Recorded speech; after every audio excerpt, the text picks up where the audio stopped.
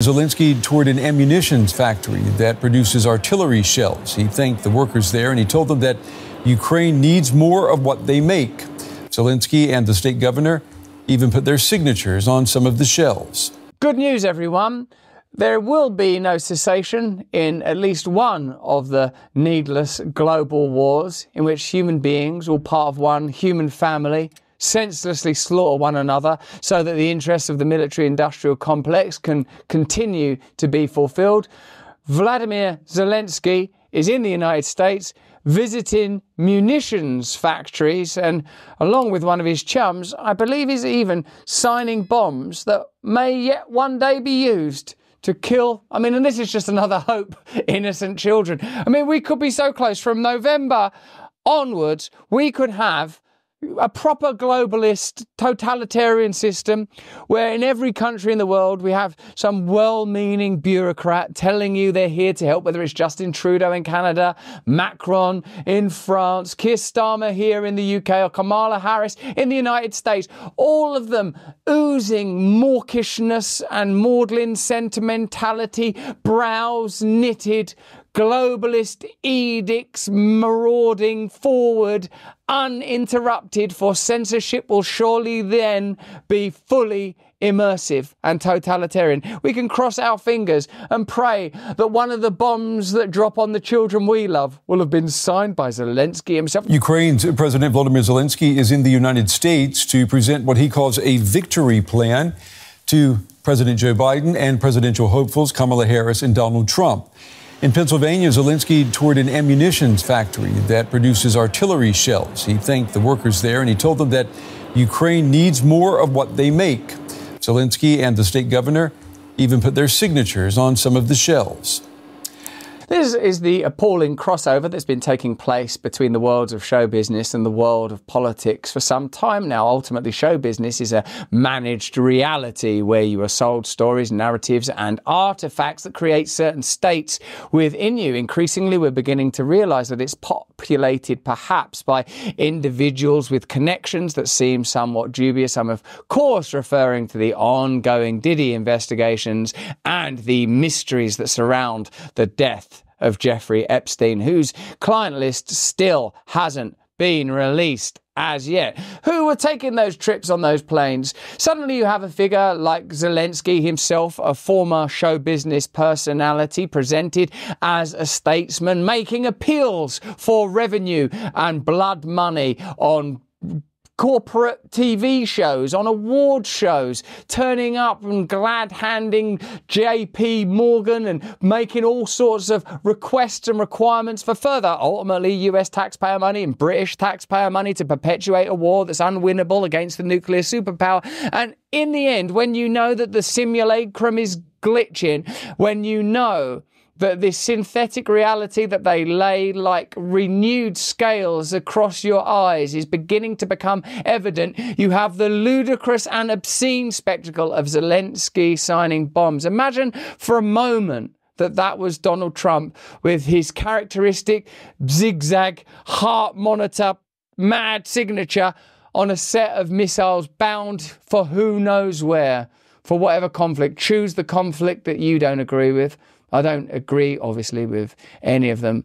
Who wants war, except for people that profit from war? And in order to profit from war, you have to present war as kind of either necessary or fun or innocuous or as a form of entertainment. Perhaps this began as Baudrillard offered us with the Iraq War spectacle. Certainly now, in the Ukraine-Russia conflict, we've become detached from the reality of hundreds of thousands of dead Ukrainians and dead Russians, and an end to that war, an end to the conflict in the Middle East, and an end to increasing hostilities between China and the United States of America is surely what all of us require. But when I say all of us, I'm of course excluding the very powerful elites that appear to benefit from ongoing conflict, ongoing fear, ongoing death, ongoing war. The Ukrainian leader's plan includes some big demands of its Western allies.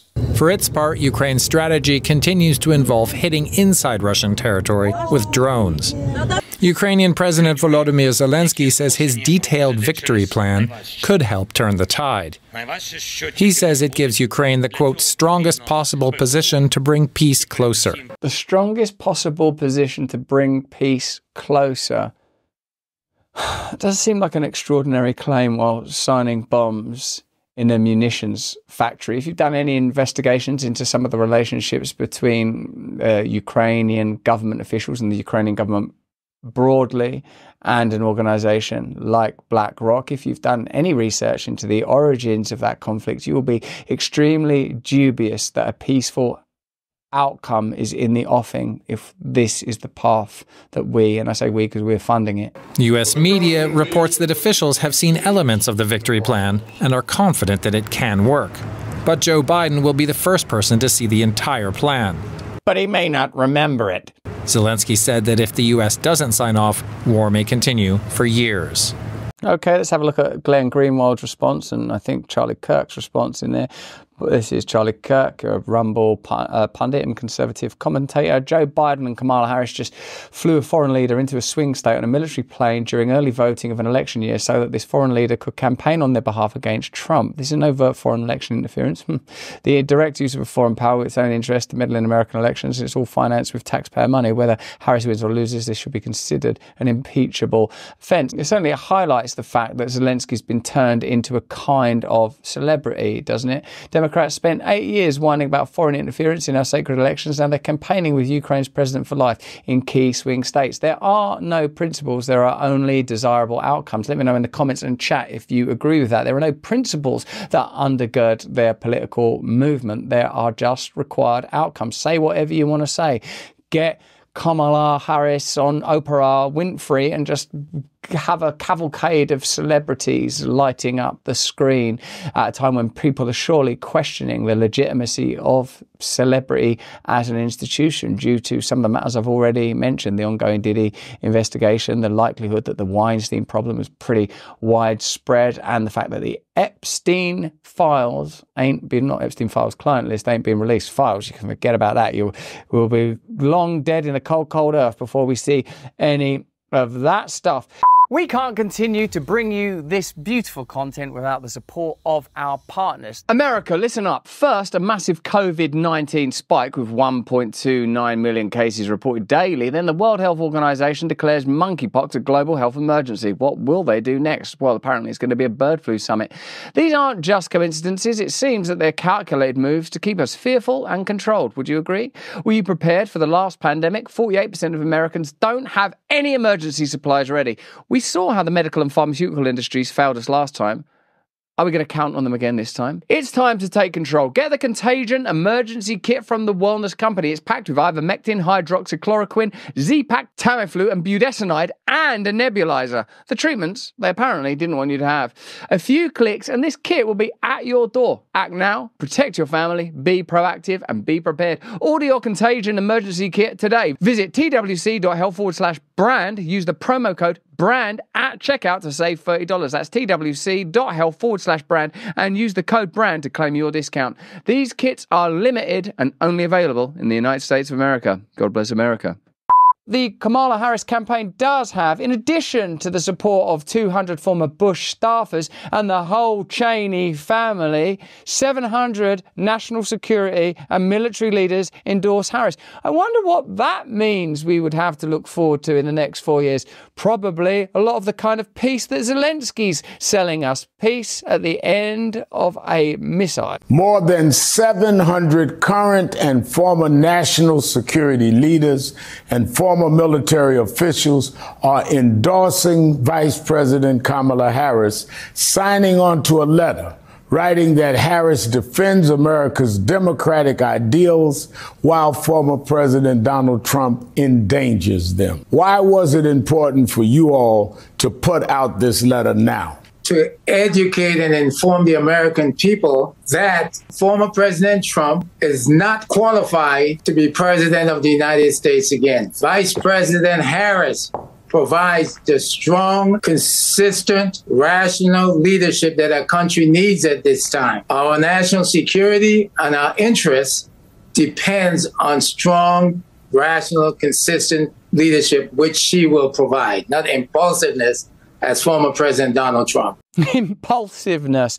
The military-industrial complex, along with warmongers like the Cheney family, support Kamala Harris, and Donald Trump is derided for saying, "I want the killing to stop." That's the kind of stuff that passes as ridiculous so that the cavalcade of condemnation can continue.